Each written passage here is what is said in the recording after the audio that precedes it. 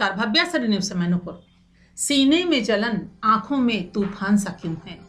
इस शहर में हर शख्स परेशान सा क्यों है? इंसान जब भी सड़कों पे निकलता है तो लगता है जान हथेली पे लिए जा रहा हो और रेगिस्तान की तपती रेत पे नंगे पांव दौड़ रहा हो। जब घर लौटता है तो सोचता है पता नहीं हम सुरक्षित हैं भी कि नहीं है। थोड़ी सी सर्दी खांसी जुकाम होने पे वो जाते हैं अपना जांच कराने के लिए, और जांच कराने के दौरान मन में यही सोचते हैं कि हे भगवान, हमारा जो भी रिपोर्ट आए वो आए निगेटिव। चूंकि अक्सर हम लोग ये सोचते हैं कि हमारा जो भी थिंकिंग है, कुछ भी हो उसके विषय में हम लोग पॉजिटिव की ही कामना करते हैं कि पॉजिटिव ही हर चीज होना चाहिए। मेरी जिंदगी भी अक्सर पॉजिटिव हो, निगेटिव कभी ना हो। लेकिन लाइफ का एक चीज ऐसा आ गया है इस कलयुग में कि हर इंसान ये सोचता है कि नहीं, निगेटिव ही हो, हमारा रिपोर्ट पॉजिटिव नहीं आए। यही एक त्राही है, लोग त्राह त्राह कर रहे हैं। ये दूसरा कोरोना का जो मार आया है वो अभी इंसान को लीलने पे लगा हुआ है। कब कहाँ कौन किसको लील ले ये पता नहीं। लेकिन वहीं हम बात कर रहे हैं उत्तर प्रदेश के जौनपुर शहर की।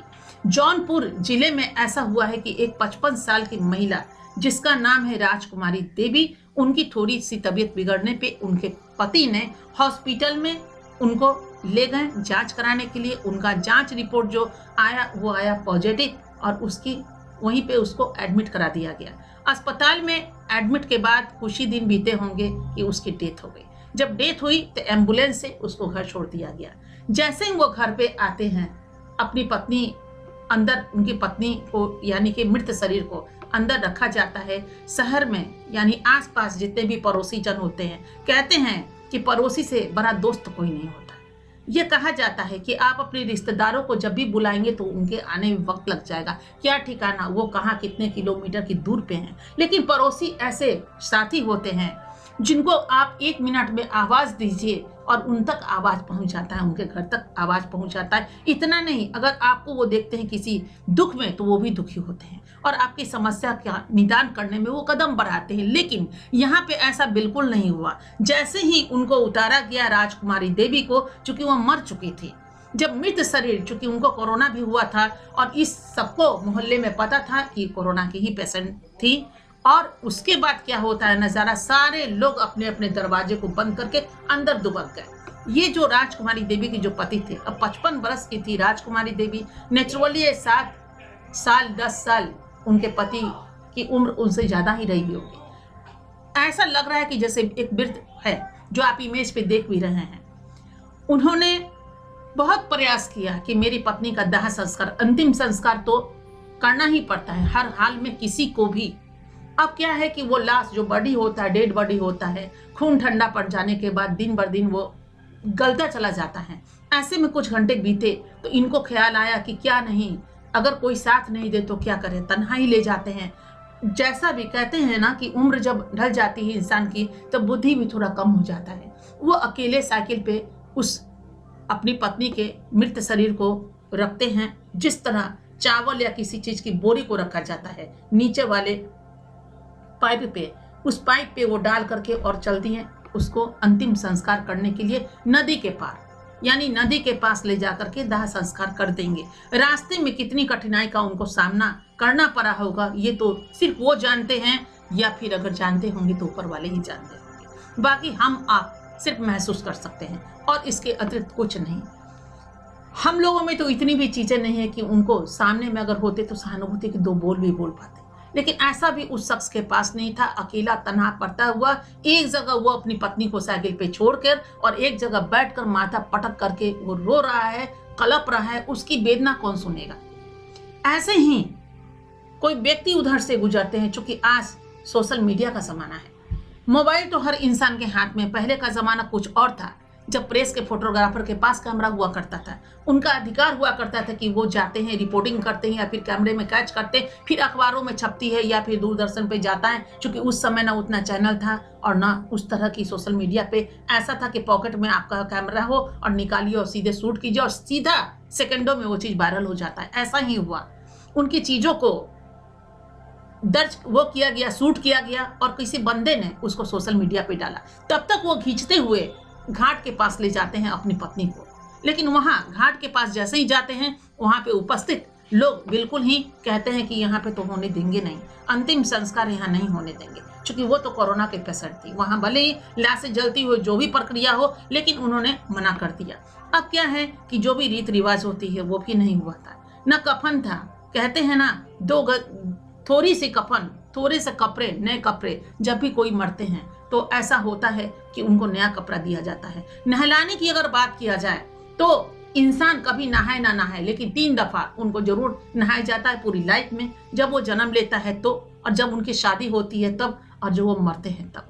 ये 3 बार जो शरीर की है वो शुद्धिकरण की जाती है। लेकिन इत्तेफाक या फिर इसको समय का तकाजा कहिए कि वो बूढ़ा इंसान अकेले क्या कर पाता है। वैसे ही जैसे वो हॉस्पिटल से आई थी वैसे ही साइकिल पर लेकर के, और कुछ घंटे के बाद साइकिल पर लेकर के और वो घाट पहुंचते। घाट पे ऐसे ही बहिष्कार होता है कि हम करने ही नहीं देंगे। लेकिन तब तक क्या होता है कि ये वीडियोस जो उन्होंने शूट किया था किसी बंदे ने, उसको कहेंगे कि ऊपर वाले का फरिश्ता ही नहीं, फरिश्ता ही कहेंगे, जो ऊपर वाले के रूप में कोई वहां पे आ गए। चूंकि इशारा या जो भी कहते हैं कि डायरेक्शन जो होता है, या जो राइटर बैठे हैं वो सीधा ऊपर बैठे हुए हैं, उनके डायरेक्शन से ही नीचे लोग काम करते हैं, और ऐसे ही वो वायरल होता है। वायरल होने के बाद नियरेस्ट पुलिस चौकी वाले भी उसको देखते हैं और तुरंत एक्शन लेते हैं, और घाट पे उनकी जो दल है वो पहुंच जाती है। पहुंचने के बाद उस लाश जो बॉडी है, मृत बॉडी, उसको घर पे पुलिस चौकी वाले लाते हैं। और लाने के बाद फिर से कफन मंगाया जाता है,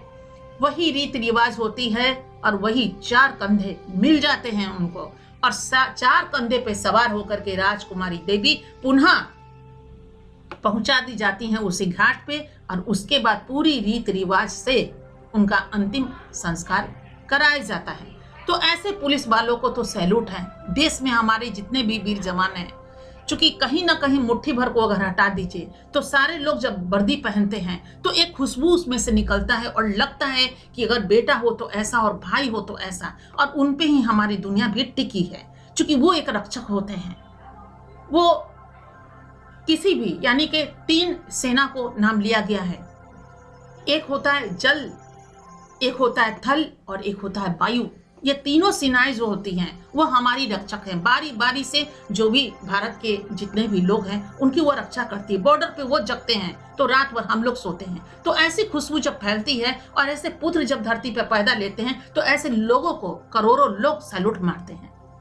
और उन्होंने जो चीज कर दिखाया है उत्तर प्रदेश में, तो उत्तर प्रदेश की पुलिस को सैल्यूट है। और अकेला नहीं, कहते हैं कि दिल जब रोता है तो ऊपर वाले देखते हैं। इसीलिए कहा जाता है कभी कभी खामोशी में भी एक आवाज निकल जाती है, और खामोशी में ऐसी आवाज निकलती है जिसका दर्द ऊपर तक पहुंचता है, और ऊपर वाले किसी न किसी बंदे को नीचे भेज ही देते हैं किसी की भी मदद करने के लिए। तो उनकी इस तरह मदद हुई। तो कहते हैं हौसला बुलंद हो तो आंधियों में चिराग जलते हैं। कहते हैं कि कभी भी प्रयास छोड़ना नहीं चाहिए इंसान को।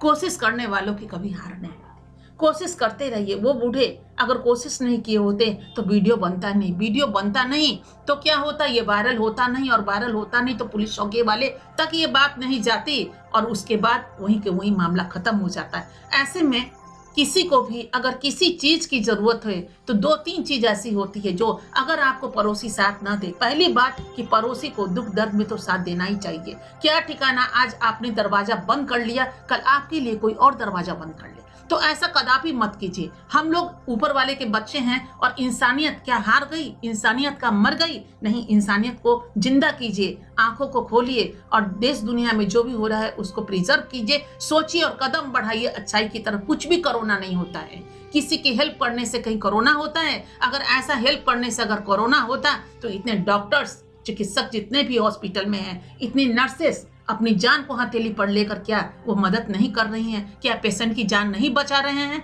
जो भी हो उसमें आप परसेंटेज बांट लीजिए, वो चलेगा।